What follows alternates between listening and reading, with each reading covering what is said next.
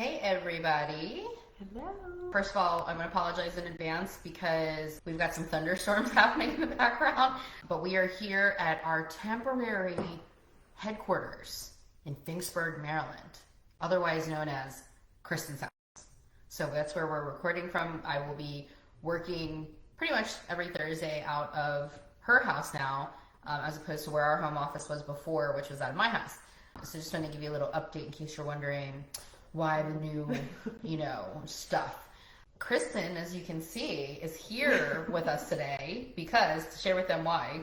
So she can't not talk about me when she's doing her live. Talk to you. She likes to let everyone know that I'm sitting there, and then I just feel like the creeper in the background. So I'm just gonna have to start joining so that I'm no longer the creeper in the background.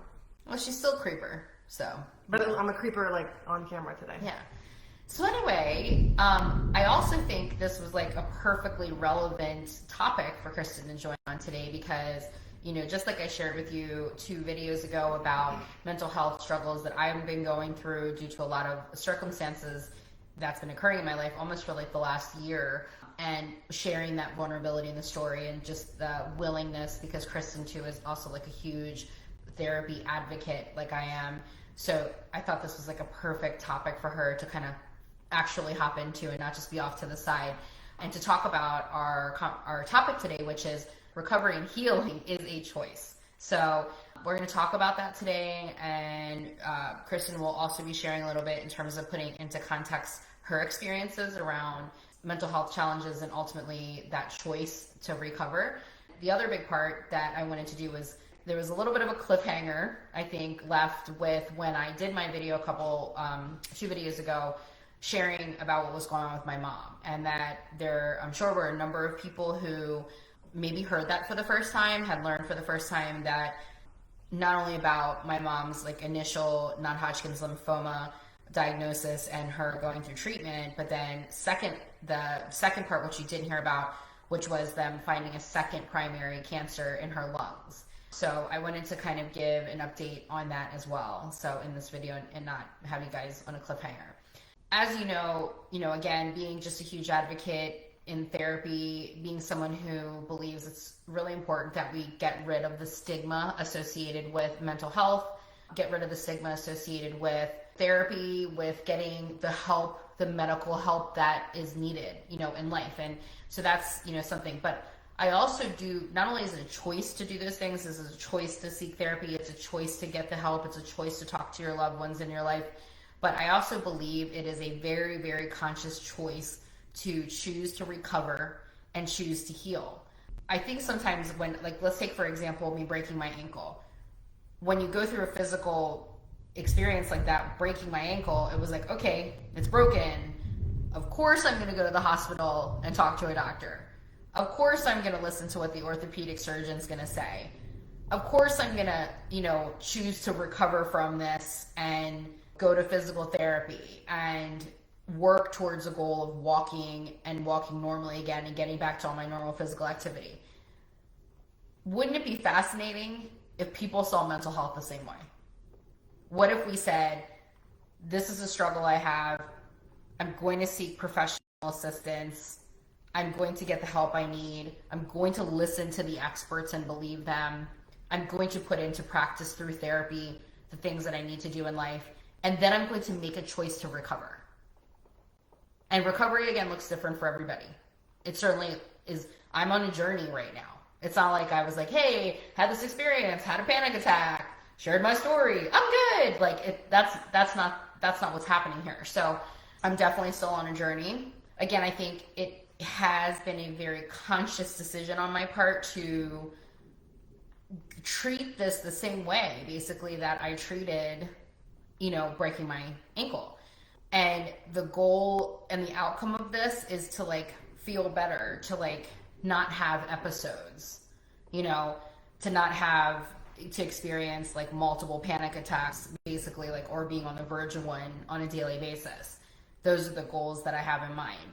So that's just giving you a little context. This is a perfect segue, I think, for Kristen to kind of share a little bit about her experiences and her choices around recovery and healing. It's been a journey for me, mental health, my whole life pretty much. I think I noticed in, my late teen years that I was having some issues with anxiety, and there really wasn't a tangible cause. I couldn't figure out, why am I feeling nervous? Why am I feeling upset? What's causing these feelings? And I would spin in it for what felt like forever.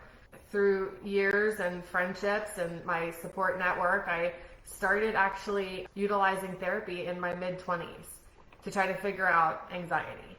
And then I learned some really great tools of how to cope. We know the basics: exercise, pay attention to your nutrition, meditate, bring yourself down, allowing yourself time to really take care of yourself. Was kind of working on learning those tools and implementing those tools for a few years before I faced some real live trauma in my own life. It kind of started in 2005. I lost my brother, and then literally in the course of a decade, it was probably, I hope, the biggest roller coaster of a decade that I'll ever have, and that's behind me. But like, getting married, having 3 children, and literally losing my brother and my parents all within the same pretty much 10 years was traumatic. It was a lot of good stuff, a lot of bad stuff, some expected, some unexpected, and really wrapping my head around, I don't like the way that I'm feeling. Okay, so am I going to let it control me, or am I going to take control of it? And for me, I started to say, okay, well, maybe I'm feeling more of like, and this is before my parents died, I started to identify, maybe I'm feeling more of a seasonal effectiveness. Like, maybe I'm just better in the spring and summer, and I'm just going to feel funky in the fall and winter, and maybe that's what it is. Until the first spring came along that I was feeling like crap. And then the first winter came along that I was feeling good. And I'm like, okay, well, now I'm completely confused because I don't know why I'm feeling these things. And then, of course, you add in the trauma with it. It can be very confusing. So I think for me, what has been super helpful was, and I hope I'm not talking in circles here, but what has been super helpful, whether the cause of my stress, depression, anxiety, whatever it was that I was going through, was tangible or intangible, whether I could easily say, okay, that's the root cause, or that, I don't know what's causing this, is to accept it, label it, identify it, like, I'm feeling these feelings. Let me go ahead and let myself feel these feelings, feel through the emotions, allow them to be there, don't question them or try to resist them. Feel what you're feeling. If you need to cry, you need to cry. If you need to go take a kickboxing class, go take a kickboxing class, whatever you need to do.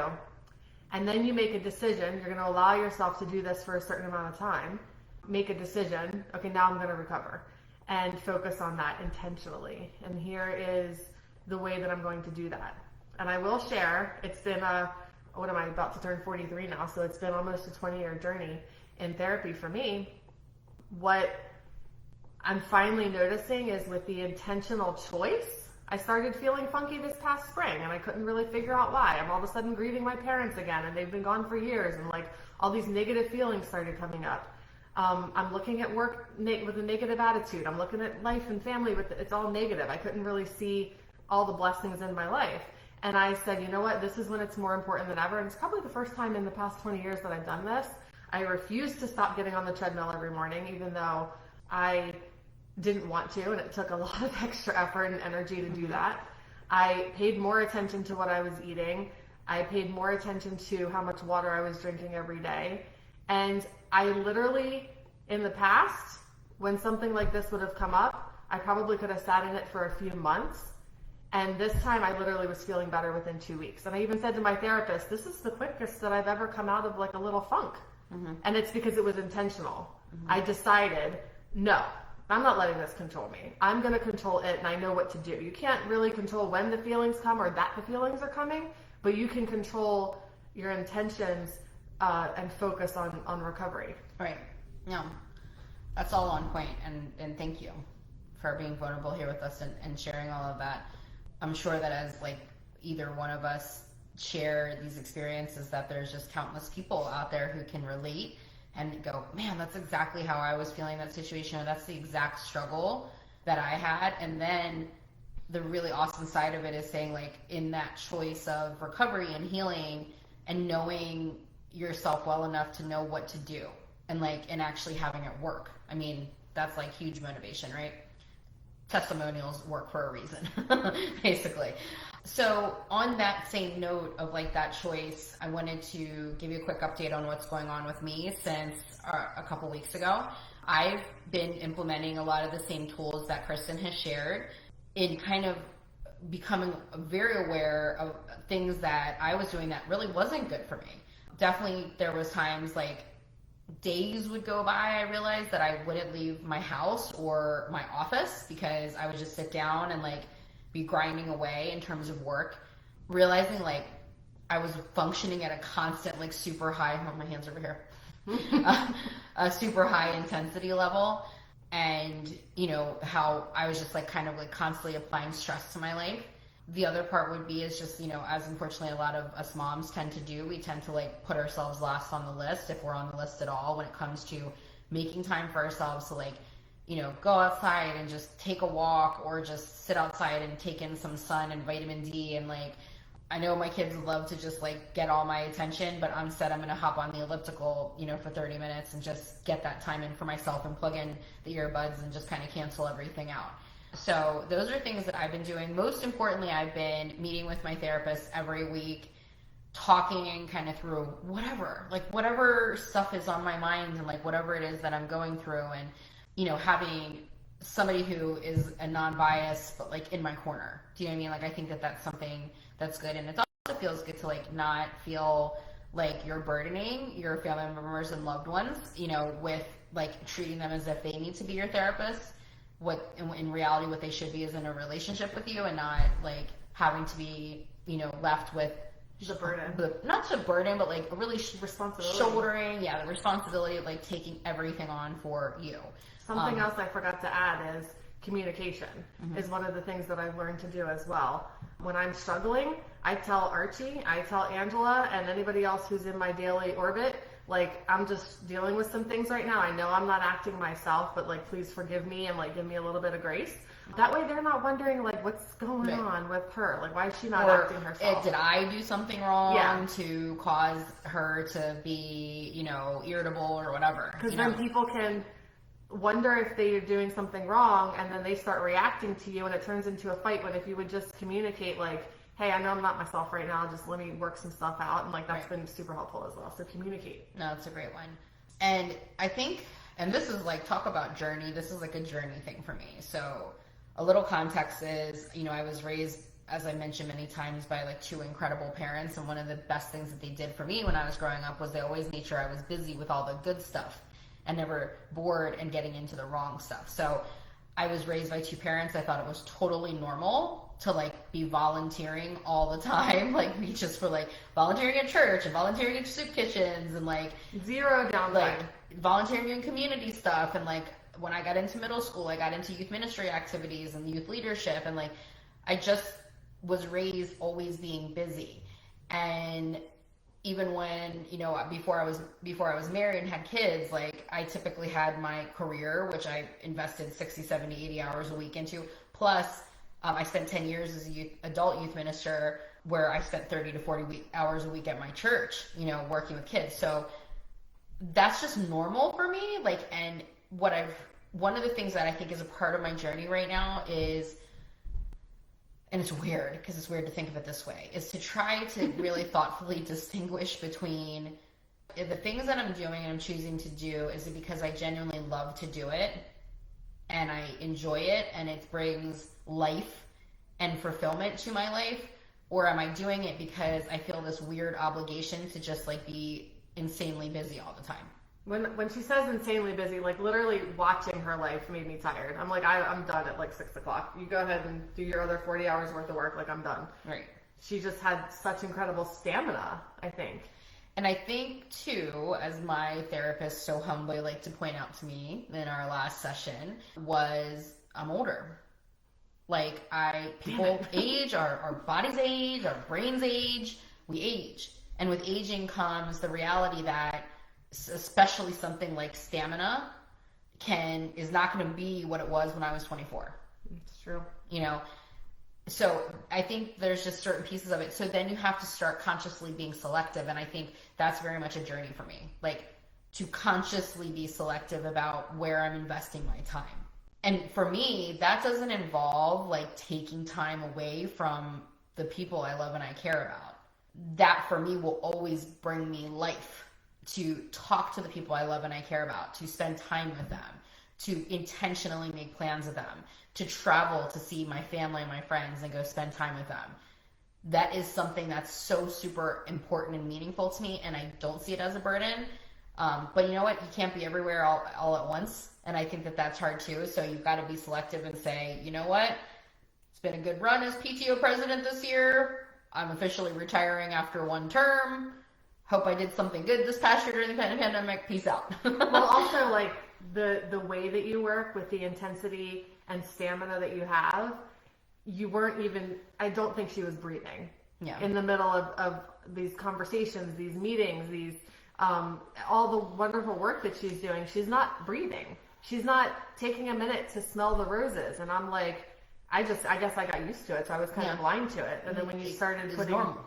It just feels normal. She's a superhero. She can go ahead and keep doing that.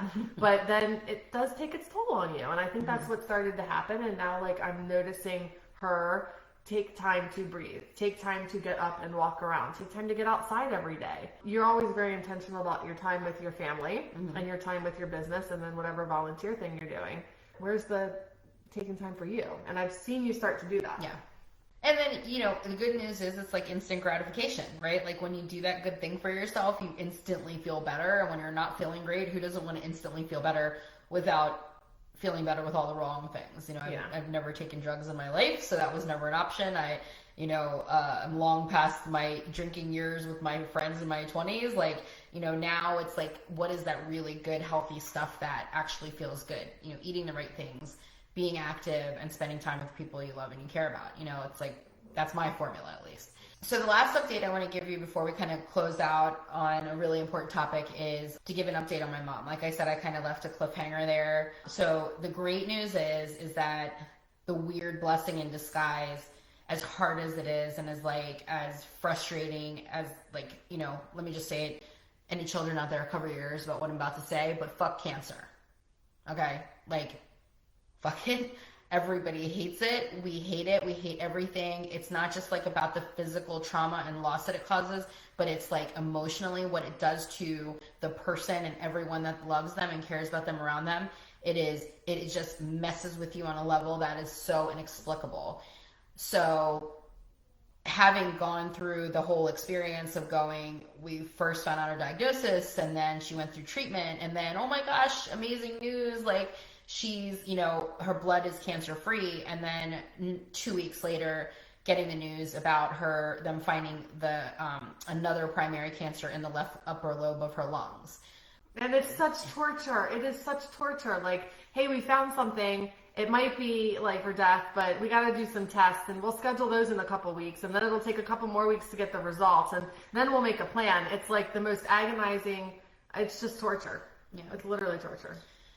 So thank God I do have a positive update, which is to say my mom was never symptomatic for anything lung cancer related. And the only reason that they found this tumor was because they had run a full scan on her from her head down to her knees because of her having lymph node based cancer.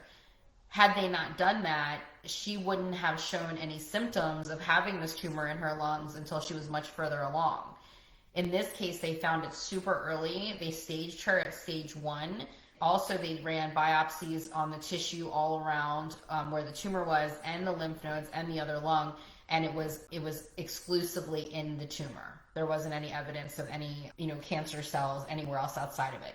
Thank God that the symptom that she had with the lymphoma was quickly like something that you're going to notice right away because of where it was in her face, and then the chemo that she was on throughout the winter probably kept the lung. Yeah, it didn't grow. It didn't grow at all since they saw it in the scans back in October until they re-scanned it. What month are we in now? They did it in May. Early May. So the great news is it's stage 1. The great news is it's specifically in the tumor, and hopefully what they're at least saying at this point is that she will have the tumor removed. and then they'll do one light round of chemo just to make sure that there's nothing else floating around there. And then they hopefully will be done. And then we're hopefully pray to God, pray with me, pray for my mom that we're embarking upon the stage in the journey where we can, when you talk about recovery and healing, that's what's going to happen here. So please continue. My mom's number one request when anybody talks to her is just to keep her in your prayers. Keep her in your prayers. Of course, keep me in your prayers in terms of like my continued healing and recovery on my side. I'm still unfortunately experiencing episodes every day and just trying to manage through. So for those who believe in any form of higher power, I ask of you humbly to pray for, my mom, and pray for me and pray for our family. The last topic around choosing to recover and heal is actually something that affects all of us, unfortunately, every single human being on this planet. And that has to do with this just absolutely whoever saw it coming pandemic. I know personally, I just never imagined in my lifetime experiencing something like this. The reality is that we have all been impacted by this in some way, shape, or form. Some of us very directly by losing loved ones to this horrible virus. Some of us being affected by from a business or a job perspective. Others, maybe financially. But I certainly think on an emotional level, just such a desperate need to have this in the rearview mirror and be able to move on and get back to normal and dealing with that emotional component, which is to say, I don't think that the old normal will ever be again, and trying to process that and what does that mean and what does it look like? I hope that people will do, and I know I'm doing this, I'm really trying to do this for myself, which is, again, let myself experience it, to grieve. There's some very real grief associated with time and memories and experience and people lost. We've all had a lot of loss this year in one way or another. Yep. Experiences. Unfortunately, many of us have lost people. Yep. Accept it. Look at it. It sucks, but you've got to face it, identify it, Yep. and then feel your way through it. Like I was sharing earlier from my own experience, what has helped me, and then intentionally recovering and focusing on healing. And here's the other part, and I hope that our current president and vice president and leadership throughout, this entire country and throughout the world will, once we get to a place, and I'm sure it's going to be kind of driven on metrics, meaning how many people are vaccinated, how far down are the cases, how far down is the hospitalizations and deaths, but that we can kind of officially declare a specific day that we've finally recovered from this pandemic. Yeah. And that we take time to mourn, and the loss that we've experienced, we take time to also honor our heroes, new faces of heroes that we've never really experienced like this in the past. And then most of all is to celebrate life reborn and life anew and movement forward into our new future, and to do it with positive outlook and positive eyes and just optimism, for the future. And I hope that there's a coordinated effort on a global scale, as this was a global, obviously, experience in terms of a pandemic, and that we can commemorate this crazy experience with a celebration and a memorial so that we can usher in our new future. And I hope that that's already on the minds. I know it's probably been really difficult to think in those terms by any form of leadership up until this point, even for us, even as leaders in our business.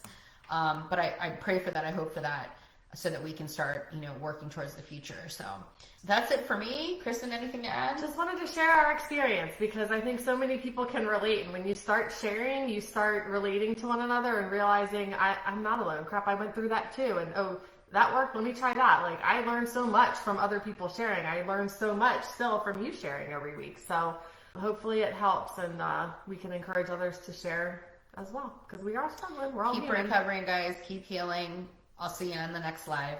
Take care. Bye.